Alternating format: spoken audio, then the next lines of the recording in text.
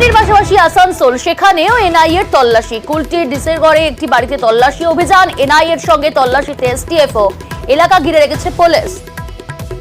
দীপক রয়েছে সহকর্মী। দীপক, আসানসোলে সেখানে আমি আমার প্রতিনিধির কাছে যাবো, তবে তার আগে আরো একবার জানাই, পানিহাটি শুধু নয়, পানিহাটির পাশাপাশি আসানসোল, সেখানেও কিন্তু এনআইএর তল্লাশি অভিযান। আজ ভোর থেকেই সেখানে তল্লাশি চলছে। এনআইএর আধিকারিকেরা পৌঁছে যান, তল্লাশিতে এসটিএফও রয়েছে। এলাকা ঘিরে রেখেছে পুলিশ। আজ ভোর থেকে অধিকার সংগঠনের নেত্রী সুদীপ্তা পালের বাড়িতে আসানসোলের, সেখানে তার বাড়িতে পৌঁছে যায় এনআইএ আধিকারিকরা। এনআইএ এবং এসটিএফ যৌথভাবে তল্লাশি অভিযান শুরু করেছে। দীপক রয়েছে সহকর্মী। দীপক, কোন সূত্র ধরে কি লিঙ্কে পৌঁছে গেল এনআইএ, এবং একই সঙ্গে এখনো পর্যন্ত এনআইএ সূত্রে আর কি তথ্য সামনে আসছে? দেখো, যেটা আমরা জানতে পারছি কি, ছত্তিশগড়ে মাওবাদীদের সঙ্গে যোগ পাওয়া গেছে সুদীপ্তা পালের।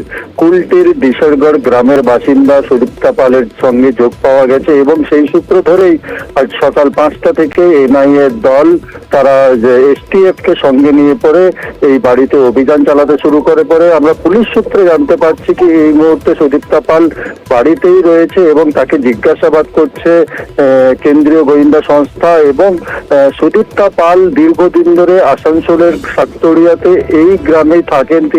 তিনি অধিকার বলে এক সংগঠন চালান। ঠিকা শ্রমিকদের আন্দোলন, বিভিন্ন দাবি দাওয়া তুলে ধরা হয় এই সংগঠনের মাধ্যমে।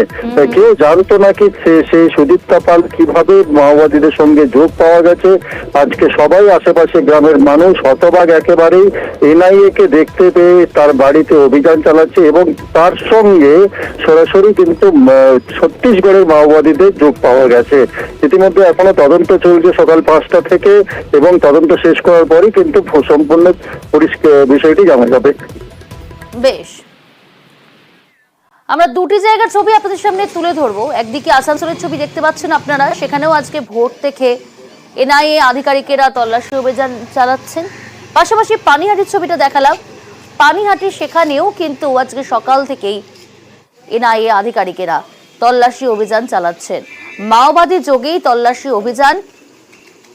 মাওবাদী সংগঠনের সঙ্গে যুক্ত এই অভিযোগে আসানসোল, পানিহাটি দুটি জায়গার ছবি দেখাচ্ছি। আজ ভোর থেকেই দুটি জায়গাতেই কিন্তু তল্লাশি অভিযান শুরু হয়েছে।